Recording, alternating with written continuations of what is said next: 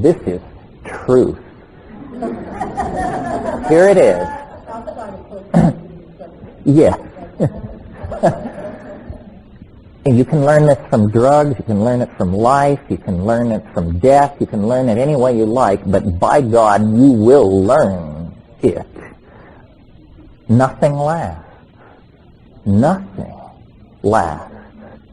Not your enemies, not your friends, not your youth, not your dreams, not your fears, not your hopes, not even yourself.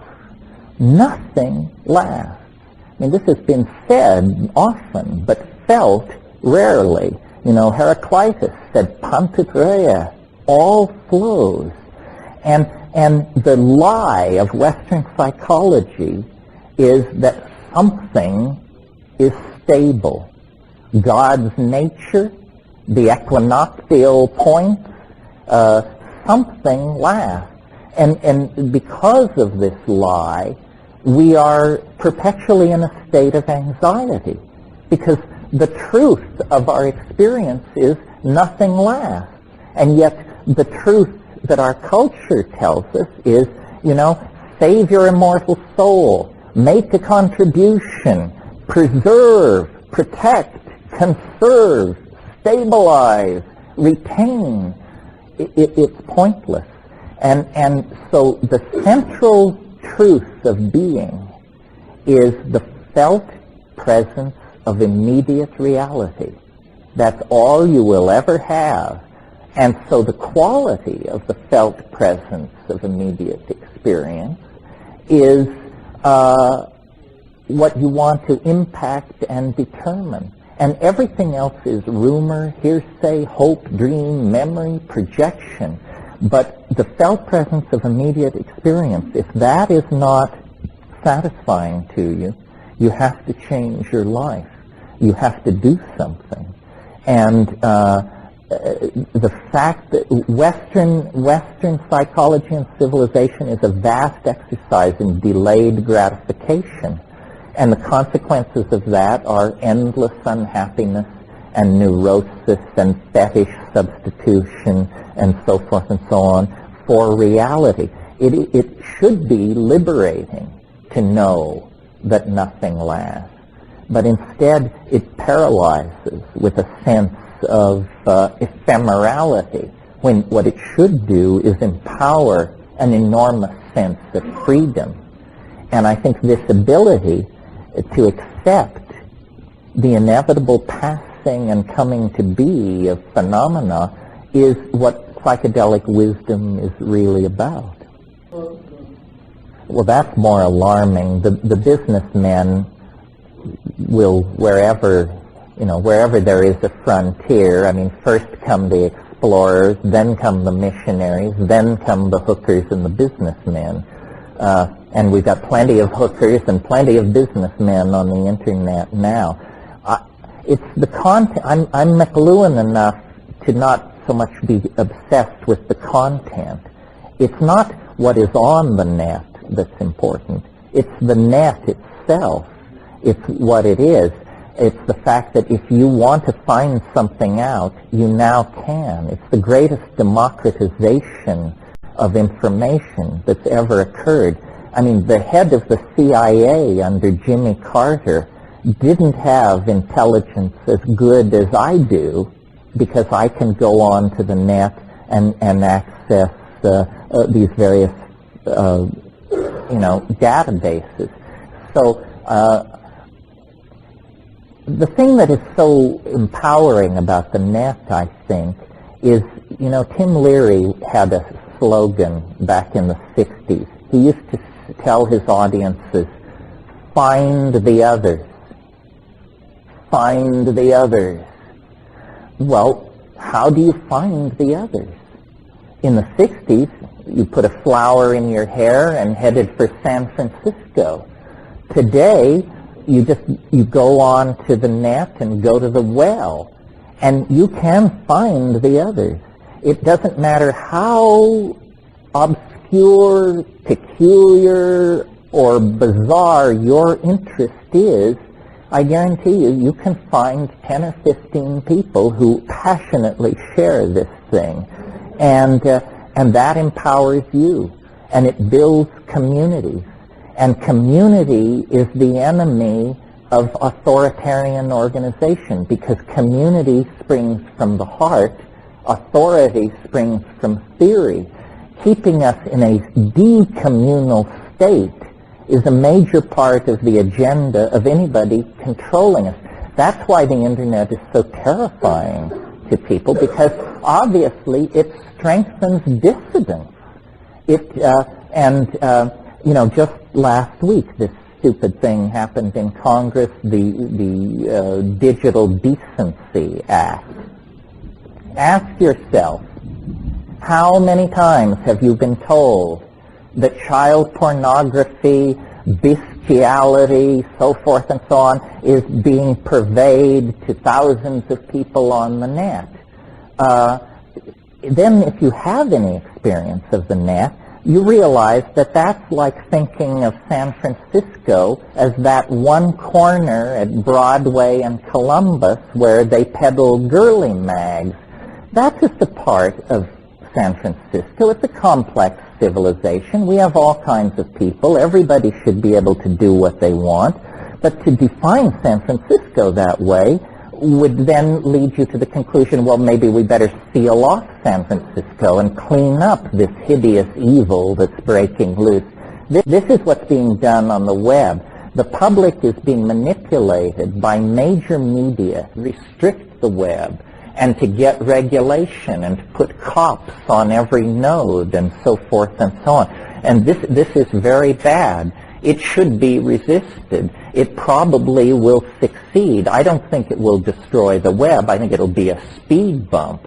But please know that a war is going on for your loyalty in this issue, and don't allow,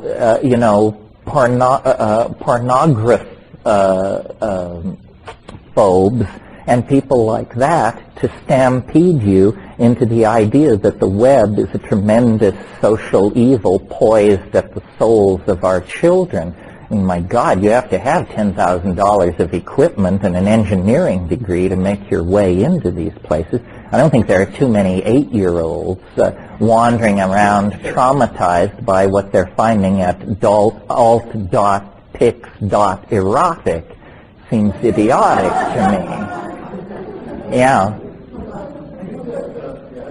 In terms of the DEA, there are a lot of discussions going on because the government seems to condition a lot of our lives around usage of psychoactive plants. And there's different discussions going on in the Bay Area about how to deal with it. Some people are advocating going public, coming out, and which I cannot agree with. Other people are advocating the First Amendment challenge and having another case of conflict that's very constructive. And I'm wondering if you have any thoughts about any sort of general social way of thinking about how to deal with the governmental on drug issues? Yes. It's a complicated thing because there are two levels. There is first of all the drug problem we are told we have, which is too many people are taking too many bad drugs and committing crimes in order to obtain money to buy drugs, or committing crimes in order to transport, manufacture, and deal drugs. And this has dehumanized our society, and it's a terrible scourge, and we have to do something about it. That's level one of the drug problem. What you are not told is that governments are the chief offenders. Most drugs in the world are either produced by governments or produced with the connivance of governments. And our little bailiwick, the psychedelics, don't even figure in this issue because not enough money is being made. The only psychedelic that ever made anybody any money was LSD. And on a scale where we're talking about methamphetamine, cocaine, and heroin, the fortunes made off of LSD were minuscule. The drug thing is a con. Governments need vast amounts of untraceable cash, they believe, because they turn it over to their secret police agencies, who then pursue secret agendas where they try to control events by illicit and non-sanctioned means. And by that I mean rigging elections, murdering labor leaders, hounding liberal editors into retirement, smearing people, so forth and so on. The hard drug markets of this world are entirely in the hands of governments. You know, somebody pulls a stunt in Kuwait, and we're there in a moment. We send troops to Haiti, but these mysterious jungle warlords in Burma seem untouchable. Nothing can be done. They're beyond the reach of any army, any aerial bombing campaign. It's just mysteriously indestructible, these warlords in Burma. Well, it's because they are the producing end of an illicit, world-girdling organization whose purpose is to deliver drugs to the market. And I believe that the CIA got into this game because you could almost say for good reasons from their point of view. The CIA in the middle 60s, as well as the rest of the American establishment, was confronted with the spectacle of black people determined to burn down the core of every city in America until they got social justice. The decision was made to bring hundreds of tons of chemically, pharmaceutically pure China White number 3 heroin into those ghettos and just basically dump it on the ground and see what happens. And it totally broke the back of black radicalism and turned everybody into a junkie or a gangster somewhere in that system. Well, then when we lost the Vietnam War, the way the geopolitical thing came down was Khomeini got the heroin industry, and China White was traded in for Iranian brown, a lower grade of heroin. Well, since Khomeini is not a nice man in our pantheon, heroin suddenly became, highly repressed. But at the same time, as the Vietnam War wound down, these insurgencies in South America were being started up, and cocaine was brought onto the scene. And I can remember in like 72, 73, 74, a particular cover of Time magazine, cocaine, the new drug of choice. And it was just this far short of an endorsement. It was all about movie stars were doing it, and everybody was doing it, a huge picture of lines on the cover. That's a decision to sell. That's an ad campaign, a very high-profile ad campaign. Well, I think I said to you yesterday, in the international drug trade, the real cost of these drugs is in transporting them, because you have to pay somebody to bring 10 kilos of heroin into the United States. Unless you know fools, you're going to have to pay them $40,000 or $50,000, a fraction of the worth of that heroin. But nevertheless, if you haven't sold it yet, it may be tricky to get that kind of scratch together. Well, that's for 10 kilos of junk. You have to pay $50,000 to transport it. But if you have a C-130, you can bring 50,000 pounds of heroin, and it will cost you far less per unit volume. So the CIA had all these airplanes, and they simply diverted them to the drug trade. You probably have been following this recent scandal involving the U.S. Forest Service. Has this been in the papers here? It's been well rehearsed in Hawaii. Well, as you know, the U.S. Forest Service uses C-130s to drop fire-retardant chemicals on forest fires. When the Air Force was downsizing 3 years ago, the Forest Service requisitioned 15 C-130s by manipulating paperwork and painting out serial numbers and painting on other serial numbers. Only 3 of those C-130s ever reached the Forest Service. The other 12 mysteriously disappeared. Do you know what a C-130 looks like? Do you know how hard it is to lose one of those puppies? 12 of them disappeared without a trace. Well, guess where? And guess what they're lugging back and forth? Now, the CIA itself is addicted to the money. The original impulse, break the back of black radicalism, has been replaced by a more obvious impulse, make a lot of money. Where do you get a quick $1 billion if you need it in a hurry? It's called, you take a floater on drugs. That's what you do. And the amount of money is so great that anyone can be corrupted. These boats that come up from Colombia that lie off the coast of Florida, the so-called motherships, a guy with a fast cigarette boat can make 3 trips to and from one of those motherships on a cloudy night. The standard pay for one of those trips, which takes about 40 minutes, is $125,000. You can make $375,000 a night doing this, and you're not a player, you're not a kingpin, you're not a major figure, you're a totally disposable peon. So imagine how much money there is to be made at the top. Who can refuse a $10 million bribe?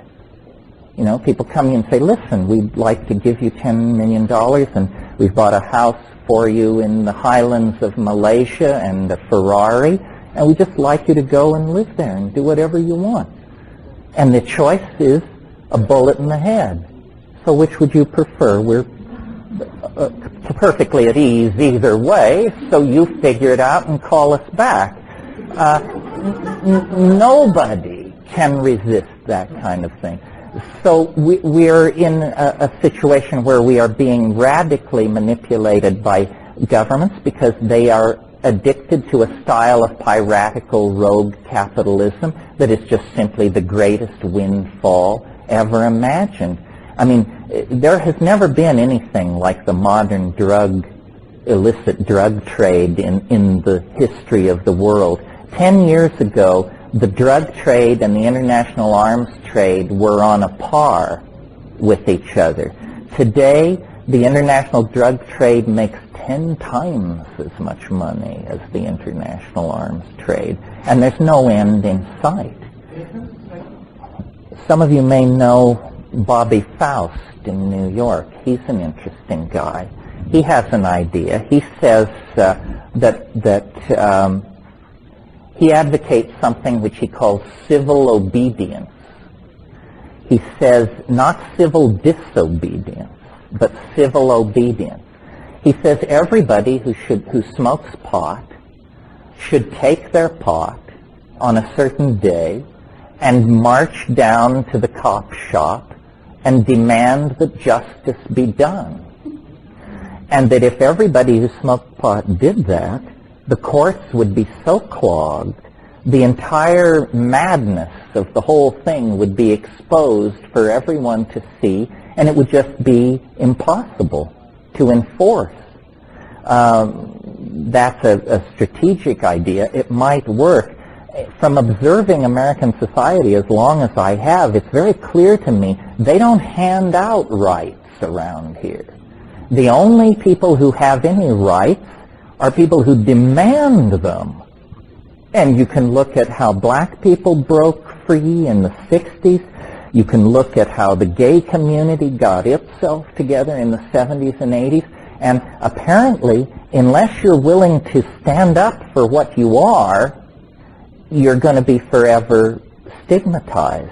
It was black people, they couldn't escape it. The reflectivity of their skin marked them. But it was very, very courageous for gay people, many of whom were way in the closet and doing well in straight society, to risk all that and say, no, look, this is what's going on. This is who I am. Now, if there's a problem, it's your problem, not my problem. And homosexuality was a crime in many states, in most states, just as drugs are. So I think really, if we're serious, we're going to have to risk something. We're going to have to risk our jobs, our reputations, perhaps some of our friendships, and just say, look, this is what it is. Now, if you don't like it, don't do it. But don't legislate for the rest of us. Society is a very complex enterprise, and what's good for you may not be good for me. And if it's to be done in mass action, that's better. We all feel better if we march in a group than if we march alone. But we drug people are we fold too easily, I think. I think we feel great shame on some level about what we've done. I mean, it's very hard to stand up to a really straight person and say, yeah, no, I didn't try it. I just did it 10 minutes ago. We're not talking about my wild college days. We're talking about 35 seconds before I stood in your presence. And see, I'm not falling down. I'm not about to commit murder. I'm just like you are, except I have this different preference. And force that. And it's the task of a generation. You know, the right wing, they understand far better than we do. I mean, when Pat Buchanan says it's cultural war, he's talking about us. We're the counterculture. We're the enemy. And the response of a desperate foe is an ever more desperate lashing out. And Christianity is not going to go quietly into that good night. It's going to get nuttier as it approaches its terminal delirium. The killing of abortion doctors is a good example. What does that do for the right to life movement? It totally discredits them. It moves them from a position that is maybe different from yours but arguable to just nuts. We no longer have to make any kind of effort to sway those people or come to terms with them. They're crazy people. And you would no more try to convert them to your point of view than you would try to convert somebody who pulled a gun on you in an alley.